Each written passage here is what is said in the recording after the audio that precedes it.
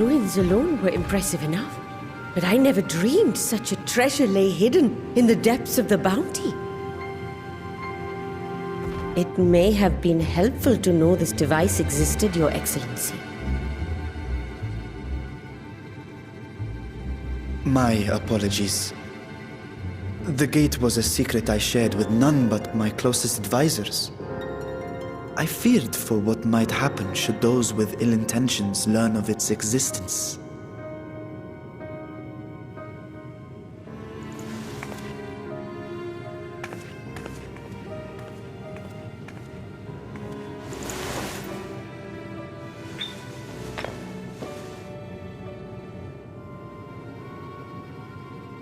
What is it you're doing now? There's something I wish to verify. The NOAA reports claim that a short stint into the void carries little risk of etheric imbalance.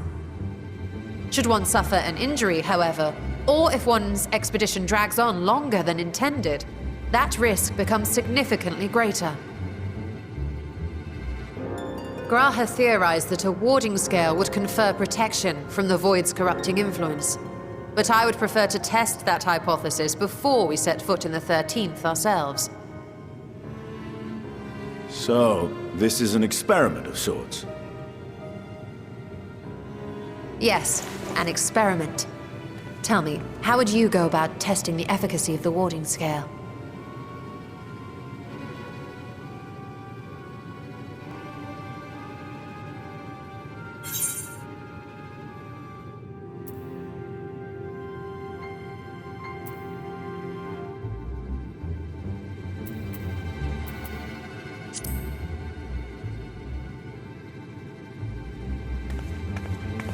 Very good. I see you've been paying attention. As Vritra sent his simulacrum, so too shall we rely on a familiar to bear the brunt of any unpleasant consequences.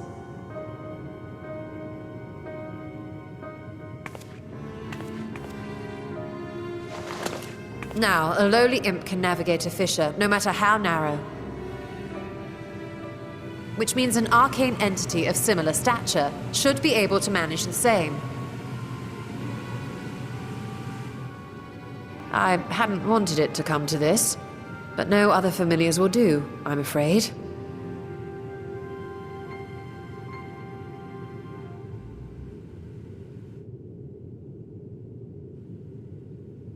I mislike the sound of that. What manner of fiend does she mean to summon?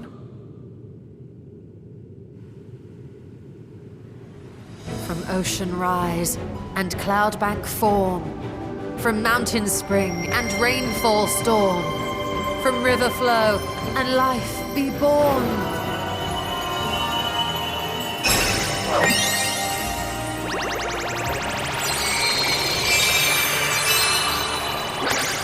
Water, water, froth and foam!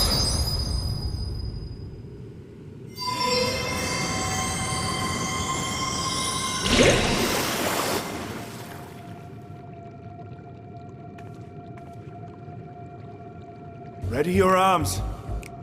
I fear she's been possessed. Oh, come now. That was adorable.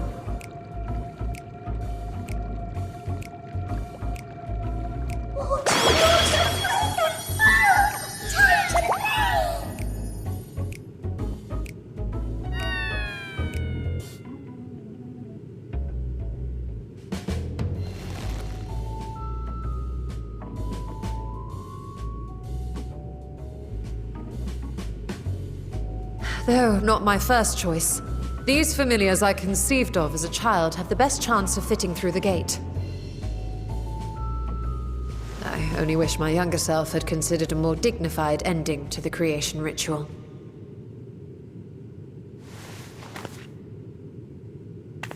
In any case, these two should serve as well. This one will bear a warding scale.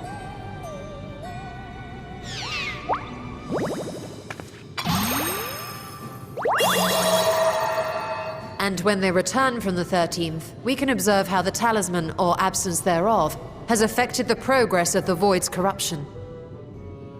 If I could impose upon you to open the gate, Your Excellency? Ah, yes, of course. We should also be wary of void scent slipping through while we conduct our experiment. Estinian, you are to keep Nidana safe from harm. As you say. You had best be on your guard as well.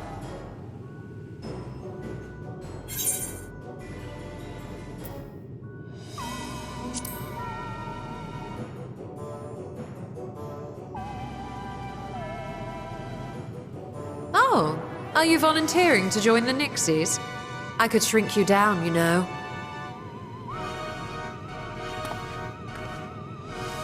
Let us begin, shall we?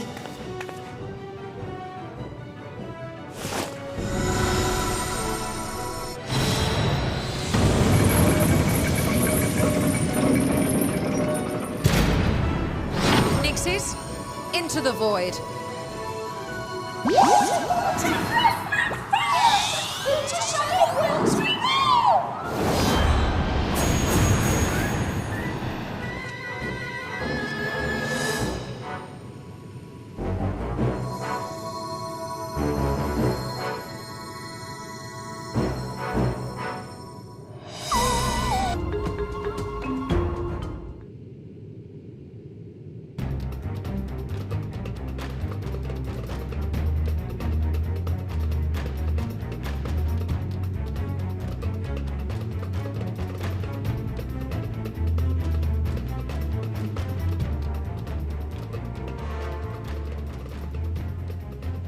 I think we've waited long enough.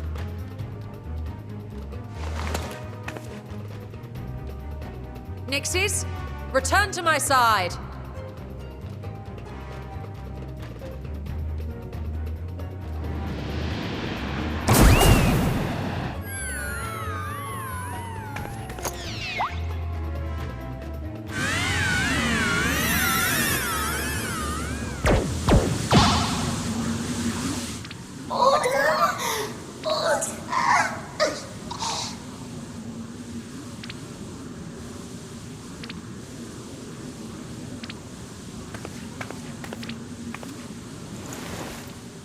Thank you, little one.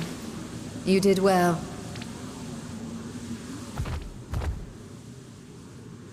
Oh, the poor thing.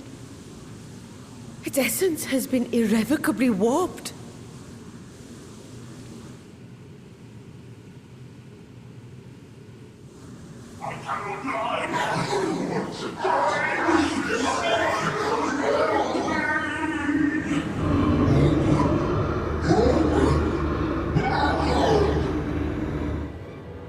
We're out of time! I must reseal the void gate.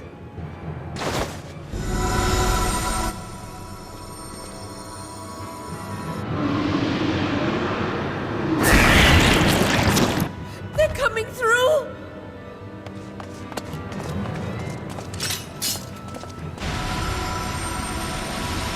In the name of Alzadal III, I bar this door unto the void!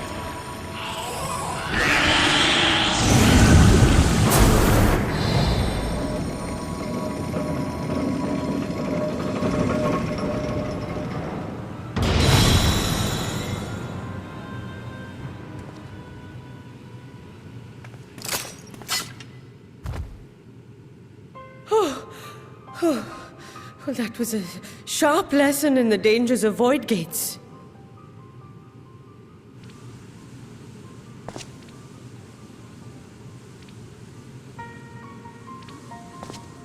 And what of our experiment? I'd say the results speak for themselves.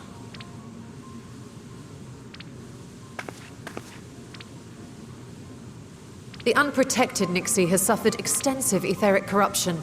As Nidana observed, it's well on its way to becoming a void scent. The one merged with the talisman, however, appears unaffected. I sense no changes to its equilibrium. Rest now, little ones.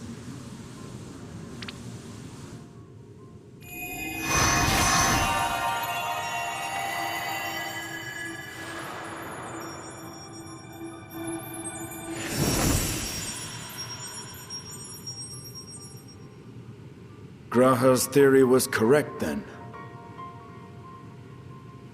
So it would seem that while our second familiar was untouched by void energies, the talisman itself shows signs of degradation.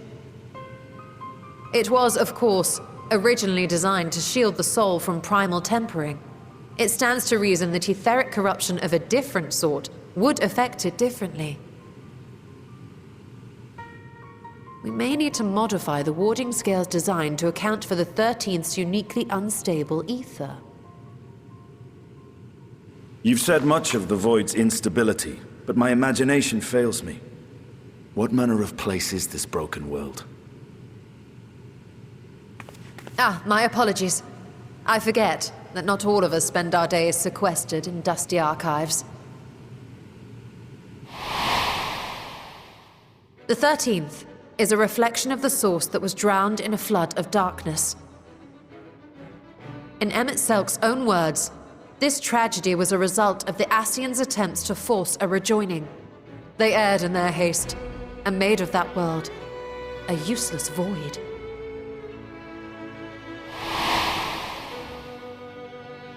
You remember Una Kalhai, the unusual child we met during our troubles with the Warring Triad. He explained the fate of the 13th thus. The champions of that ill-fated world used the stone known as Auracite to contain the power of primals. But those self-same heroes were gradually corrupted by the Auracite's bleeding energies, transforming into fiends with an endless hunger for ether. By the time anyone thought to oppose them, Light's strength had grown too feeble, and the balance of the 13th tipped into eternal darkness. And what of your own experience? Will you tell us of what you observed during Noah's expedition?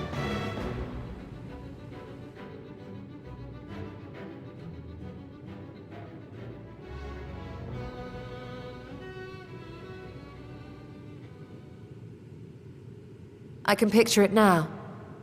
The sunless, Stygian expanse, infested with legions of ether-starved monstrosities. A void in every sense of the word. What you have described in such lurid detail is exactly why I hesitate to encourage you.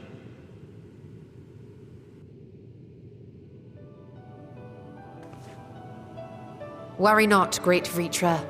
Our journey into the 13th is but the first leg of a longer voyage.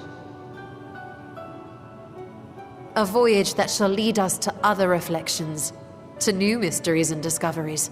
And I mean to be there every step of the way.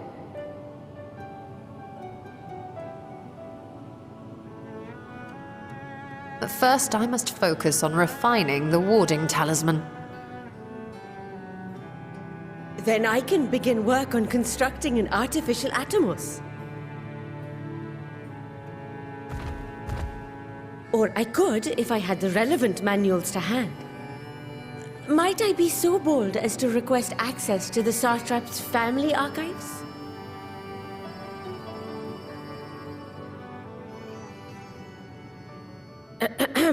Your Excellency?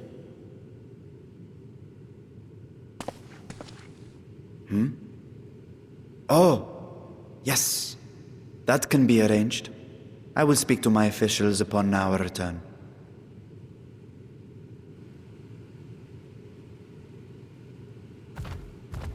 We will see you back in the city then.